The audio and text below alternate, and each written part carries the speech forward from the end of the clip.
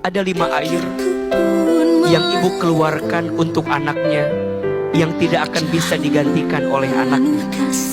1, air ketuban saat ibu mengandung anaknya. 2, air darah saat ibu melahirkan anaknya. 3, air susu saat ibu menyusui anaknya. 4, air keringat saat ibu merawat membesarkan anaknya. 5, air mata saat ibu menangis mendoakan anaknya.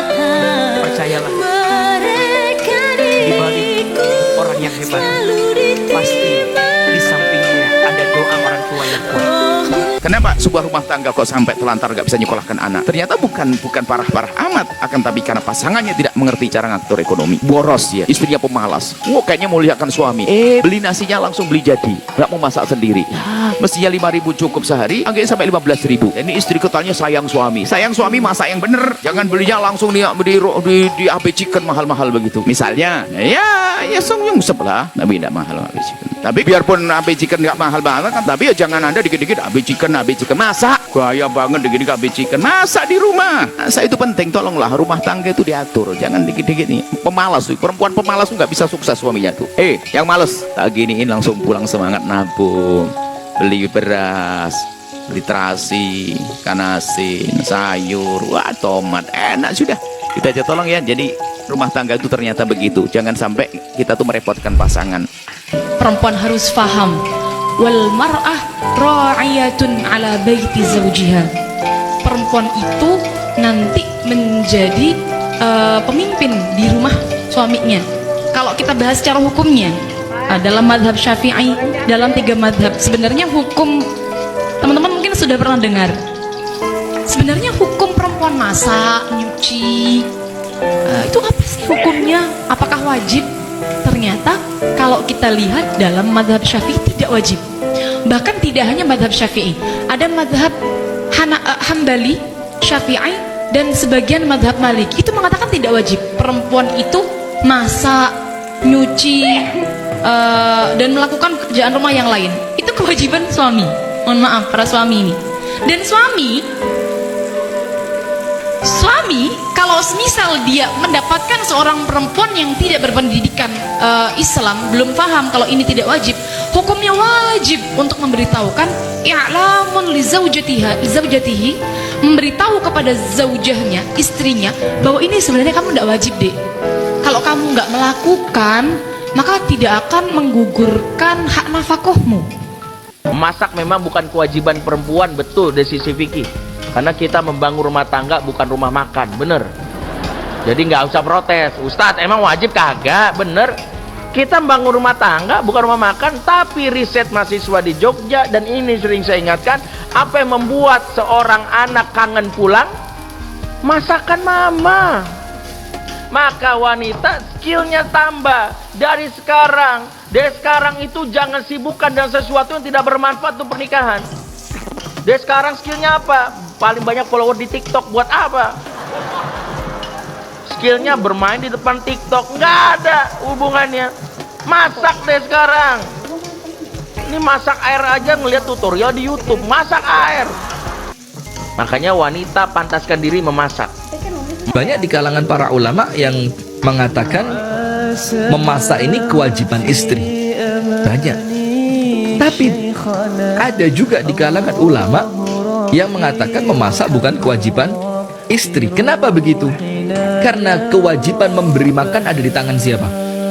Suami. Dan yang disebutkan dalam ilmu fikih itu it'am, memberi makan, bukan memberi beras, bukan memberi uang ya. Bukan memberi uang, tapi memberi makan.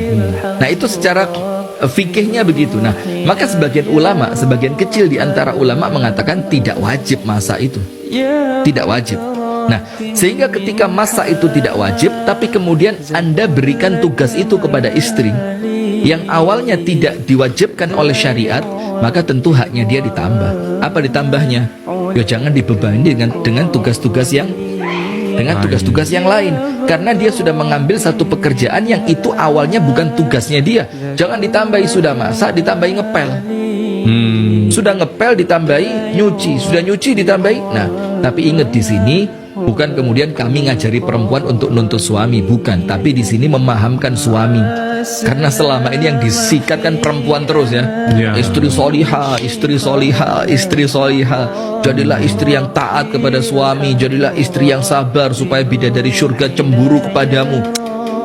Nah, tapi kemudian justru nahkodanya yaitu suami ini juga harus digembleng terus. Kalau nggak gitu sembrono dengan Suami ini kalau nggak digituin kadang-kadang juga dia merasa apa? Sembrono tadi, akhirnya dianggap saya suami, kamu nggak nurut sama saya neraka kamu. Sekarang ibu-ibu malas masak, Pak. Dia lebih senang go food. Tidak tahu kalau di sini apa ada itu ya, makanan dibeli semua. Itu kalau kota-kota besar, Pak, semua dibeli. Sambal terasi pun yang sudah diulek-ulek dibeli, Pak. 10.000. Semua dia beli. Lalu ibu bertanya, Ustaz, dosa enggak? Saya bilang selama suamimu ridha, tidak keberatan, tidak berdosa. Tapi ingat, tidak ada pahala yang bisa kukumpul untuk masuk surga. Tidakkah ke pasar berkeringat itu pahala? Tidakkah mengulek-ulek itu kalian capek pahala? Tidakkah anda ibu memasak itu pahala? Ketika proses itu tidak kita alami, proses membeli ke pasar, proses mengupas, proses memasak, proses menggoreng, tidak ada semua proses itu, maka tidak ada pahala yang kalian dapat. Maka ibu-ibu, memasak adalah pahala. Maka mulai besok masak. Teman-teman sekalian, perempuan ketika sudah menikah atau berumah tangga minimal dia harus punya 3 skill yang dikuasainya.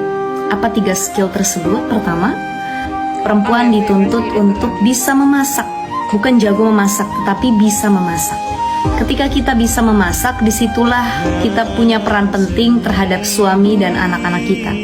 Suami saat makan di luar, dia merasa bahwa tidak ada masakan yang lebih enak dibandingkan masakan istrinya. Kenapa? Karena masakan yang dibuat oleh istri walaupun tidak begitu lezat, tetapi dibuat dengan tulus dan rasa kasih sayang.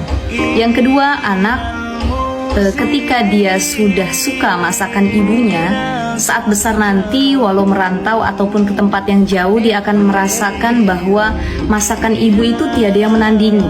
Dia akan selalu merindukan bagaimana rasanya masakan sambal lado ataupun hal lainnya yang dibuat oleh ibunya. Jadilah perempuan-perempuan seperti Siti Maryam, teman-teman sekalian, menjaga kehormatan kesucian dirinya. Caranya gimana?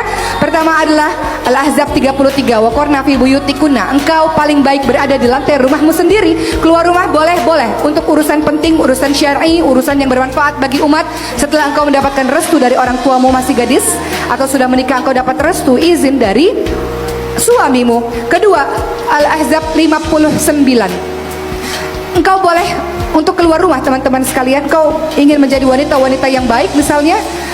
Berikutnya yang kedua adalah menutup auratmu dengan baik. Yudnina 'alaihina min jalabibihinna dzalika adna ifrafna fala yu'dhain. Ulurkan jilbab ke seluruh tubuh supaya kamu mudah dikenal sehingga kamu tidak diganggu.